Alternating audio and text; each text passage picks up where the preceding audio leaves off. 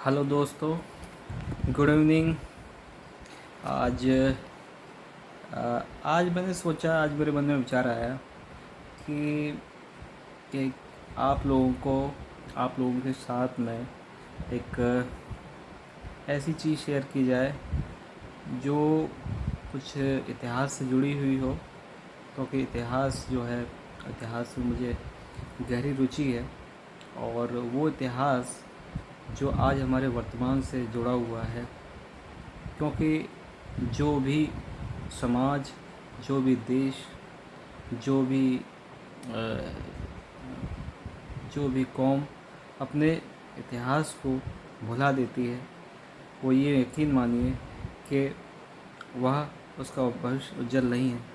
क्योंकि इतिहास जिसका संबंध हम सोचते हैं कि हमारे पूर्व से होता है, उसे हमें पढ़ने की आवश्यकता नहीं है। नहीं, इतिहास हमें सिखाता है कि हमने पहले क्या गलतियाँ करी और अब हम क्या उसमें सुधार कर सकते हैं, और उसका प्रभाव हमारे डेली जीवन पर भी पड़ता है।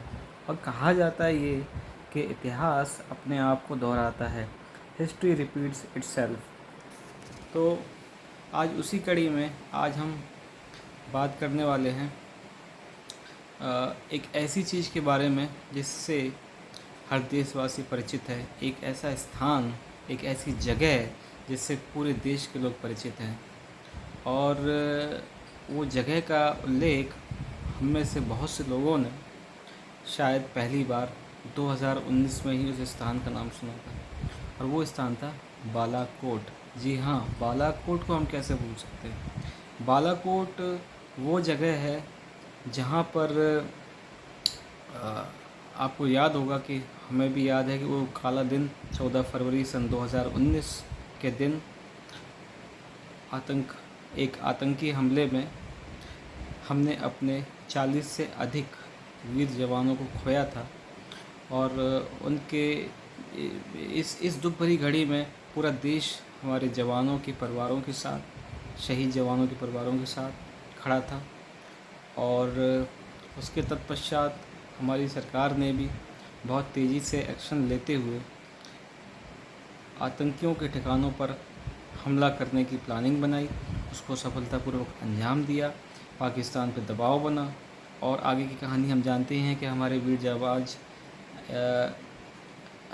पायलट अभिनंदन जी ने बहुत ही हिम्मत के साथ, बहुत ही शूरवीरता के साथ में जिस तरह परिस्थितियों को हैंडल किया, और वो वहाँ से पाकिस्तान से दुश्मन की जगह से निकल के आए, वो अत्यंत वीरतापूर्ण कार्य था। उसके साथ साथ में हमें ये भी पता है कि बालाकोट में जब एयर स्ट्राइक हुई थी, तो जो आतंकियों के जो कैंप थे, आतंकियों के कैंप मुख्यतः बालाकोट में भी थे। और जो आज की जो नियंत्रण रेखा है, एलओसी है, उसके आसपास जितना भी पाकिस्तान ने ऑक्यूपाइड किया, जो कि हमारा कश्मीर है, हमारे देश का हिस्सा है, उसको इलीगली जो ऑक्यूपाइड करके पाकिस्तान बैठा है, तो एलओसी के उस पार सारी जगह का इस्तेमाल उन्होंने कई तरह के लॉन्चिंग पैड और कई तरह के आतंकवादियों को ट्रेनिंग सेंटर बनाने में किया था। तो बालाकोट भी उसी में से एक था। लेकिन जैसा कि मैंने कहा कि इतिहास से इसका संबंध है। जी हाँ, इतिहास से इसका बहुत पुराना संबंध है। अगर हम बात करें तो ये बात होगी 1840 के दशक की, 1841 के लगभग की बात है। अगर मैं करेक्ट नहीं हूँ तो आप करेक्ट कर दीजिएगा, लेकिन लगभग ऐसी बात है कि सन 1841 में एक व्यक्ति था, सैयद अहमद बरेलवी। जी हाँ, ये उत्तर प्रदेश के रायबरेली से ताल्लुक़ रखते थे, और इन्होंने इस्लाम धर्म में उस समय रिवाइवल किया।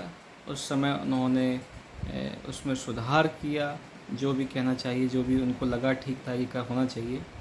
और उस समय हम जानते हैं कि मुग़लों का तो लगभग पतन हो ही चुका था, क्योंकि मुग़लों के आखिरी बादशाह थे बहादुर शाह जफ़र। तो मुग़ल तो बिल्कुल कमज़ोर स्थिति में थे। मुग़लों का शासन तो केवल अपने दरबार तक ही सीमित रह गया था। और उसके बाद में जो सारे उनके कमांडर्स थे और जो उनके पहले सहयोगी हुआ करते थे, जो उनके प्रोविंस जो सूबों के सूबेदार हुआ करते थे, उन्होंने देखा कि मुग़ल साम्राज्य बहुत कमज़ोर हो गया है, तो उन्होंने अपने आप को मुग़ल साम्राज्य से अलग कर लिया। पहले वो उसका हिस्सा हुआ करते थे, लेकिन बाद में जो है उनको अपनी अपनी सुविधा के हिसाब से उन्होंने अपने आप को उससे अलग कर लिया। एक स्वतंत्र राजा की हैसियत में आ गए या एक अलग तरीके से अपना शासन करने लगे। तो उस समय जो था united province of Agra and Oudh, तो उसमें जो थे ये बरेलवी थे, सैयद अहमद बरेलवी। तो ये जो थे, इन्होंने इस्लाम में उस समय रिवाइवल करने के लिए उन्होंने जो है एक जिहाद छेड़ा था। तो उस जिहाद में उन्होंने मुसलमानों को स्पेशली कि वो जो है फिर से मतलब वो शरिया कानून के हिमायती थे, और उन्होंने मुजाहिदों को यानी कि धार्मिक योद्धाओं को इकट्ठा किया। और उन्होंने ये देखा कि जहाँ जहाँ पर जो है जो शक्तिशाली साम्राज्य हैं, जो उनके लिए चुनौतीपूर्ण कार्य हैं, जैसे उस समय सबसे बड़ी शक्तियों में से एक थे सिख साम्राज्य, क्योंकि हम जानते हैं कि महाराजा रणजीत सिंह, जी हाँ, महाराजा रणजीत सिंह शेर पंजाब जिनको कहा जाता है, और महाराजा रणजीत सिंह का बहुत दबदबा था। उनकी देख रेख में, उनके संरक्षण में, उनके ही कार्यकाल में सिखों की शक्ति बढ़ती जा रही थी। सिख लोग अपने साम्राज्य का फैलाव कर रहे थे, और उनका फैलाव आज का कश्मीर और पाकिस्तान का जो खैबर पख्तूनख्वा प्रांत है, जो इस समय, जिसको पहले नॉर्थ वेस्ट फ्रंटियर के नाम से भी हम लोग जानते थे, NWFP, तो उस समय सिखों की शक्ति बहुत बढ़ रही थी, और वो उनके लिए चैलेंज था। चैलेंज उन्होंने इसलिए ऐसा सोचा कि जो है यहाँ पर क्या है कि मुसलमानों की संख्या अधिक थी, और जो है और वहाँ पे सिख साम्राज्य का अच्छा दबदबा था। महाराजा रणजीत सिंह तो खैर सभी को लेकर के, सभी धर्म जातियों को लेकर के चलने वाले व्यक्ति थे, और उनके दरबार में सभी को पर्याप्त सम्मान मिलता था योग्यता के हिसाब से। मगर उन्होंने उनको टारगेट करने का प्रयास किया, और टारगेट करने का प्रयास किया तो उसमें एक युद्ध हुआ जिसको बैटल ऑफ बालाकोट के नाम से जाना जाता है। उस बैटल ऑफ बालाकोट में महाराजा रणजीत सिंह की सेना के द्वारा सैयद अहमद बरेलवी जो थे उसमें मारे गए, और उनके दो साथी वो भी मारे गए जो कि कमांडर हुआ करते थे, और उनकी सेना पूरी तहस नहस हो गई। तो आज भी वहाँ पे उनका श्राइन बना हुआ है, और वहीं पे एक ट्रेनिंग कैंप भी था आतंकवादियों का, जिस पे वो धर्म के बारे में उल्टी सीधी बातें करके आतंकवादियों को तैयार किए जाते हैं, उनको बरगलाया जाता है इस बारे में। तो इतिहास से हमारा संबंध वो बालाकोट 1841 में हुआ, उसके बाद में 2019 में हुआ।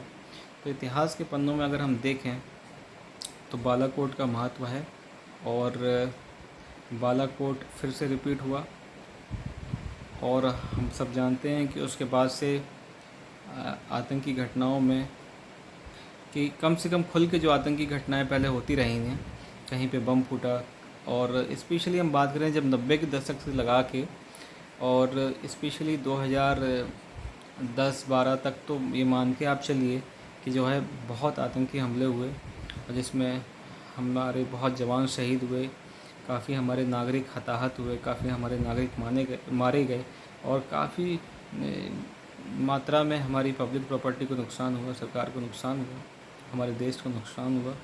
और कई जगह इसके अलावा जहां आतंकी प्रभावित क्षेत्र थे, उसके अलावा ऐसे शहर जो उन क्षेत्रों से दूर थे, जैसे मुंबई का हमला उनमें से एक विशेष है।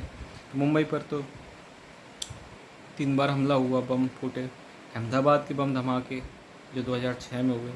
तो इस तरह अगर हम देखें तो जो विदेशी ताकतें हैं, या जो कहना चाहिए जो आतंकी ताकतें हैं, उन्होंने हमारे देश को अस्थिर करने के प्रयास किए, जिसमें वो पूरी तरह से असफल हुए, क्योंकि हमारा देश बहुत मजबूत है, और हम सब भारतीय होने के नाते हम सब अपने देश के से बहुत प्रेम करते हैं। हम अपने देश के हम अब सम्मान करना भी जानते हैं, सम्मान देना भी जानते हैं, और सम्मान लेना भी जानते हैं, क्योंकि हमें पता है क्योंकि हमारा देश जो है सत्य की तरफ है। हमारा देश जो है पूरी दुनिया में अपनी संस्कृति के लिए माना जाता है।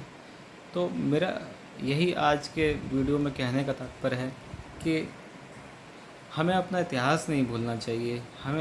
हमें अपने इतिहास को अपनी स्वयं की दृष्टि से पढ़ना चाहिए। इतिहास में कई और चीज़ें ऐसी हैं जो दबी हैं, जो छुपी हैं, जिनको बाहर आना चाहिए। और इतिहास पर जो जो समाज अपने इतिहास को भूल जाता है, उनकी दुर्गति होने से कोई नहीं रोक सकता, क्योंकि वो एक अपने जो सांस्कृतिक गौरव की चीज़ें हैं, हम उन्हीं को जो है बहुत छोटा और तुच्छ समझने लगते हैं। जैसे एक उदाहरण समझिए कि 50 साल पहले जो है जिन जिन चीज़ों को, खान पान की वस्तुओं को हम जो है बहुत यूज़ करते थे, लेकिन आधुनिकता की वजह से आज हमने उनको छोड़ दिया। लेकिन अब समय क्या हुआ कि हमारे देश में 70% बीमारियां ऐसी हैं जो दिनचर्या की अव्यवस्थित हो जाने से हुई हैं, जिनमें डायबिटीज़ है, जिनमें मोटापा है, और ऐसी अन्य कई बीमारियां, बीपी की समस्या, ब्लड प्रेशर की समस्या है, रक्तचाप की समस्या है, कार्डिक अरेस्ट की समस्या है।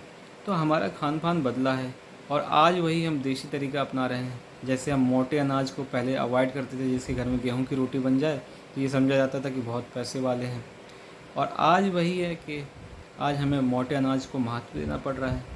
क्यों? क्योंकि उसके पोषण की उसकी वैल्यू बहुत है, और उसकी वजह से हमारा स्वास्थ्य भी सही रहता है। तो कहने का तात्पर्य यह है कि ये चीज़ें हमारी संस्कृति में, हमारे रीति रिवाजों में, हमारे तौर तरीक़ों में पहले से मौजूद थी, लेकिन हमने उन पर कभी गौरव नहीं किया, हमने उन पर कभी रिसर्च नहीं किया। तो आज का एपिसोड यही था सर सभी के लिए कि हमें अपना इतिहास नहीं भूलना चाहिए। और बालाकोट की जो घटना का मैंने बताया आपको, तो ये जो चीज़ें हैं, इस तरह की और भी चीज़ें हम आपके सामने रखेंगे। धीरे धीरे एक एक करके वीडियो में आपके सामने रखा जाएगा। और आपके जो भी सुझाव हैं सादर आमंत्रित हैं। आप सभी से मेरा निवेदन है कि आप हमें ऐसे ही अपना आशीर्वाद देते रहिए, और जो भी आपको लगता है, आपके विचार हैं, वो कमेंट में ज़रूर बताइए। मेरे चैनल को लाइक कीजिए, सब्सक्राइब कीजिए। बहुत बहुत धन्यवाद। Good night. दोस्तों, मैं आपसे माफ़ी चाहूँगा। बालाकोट का युद्ध, बैटल ऑफ बालाकोट 1831 मई 1831 में लड़ा गया था, ना कि 1841 में।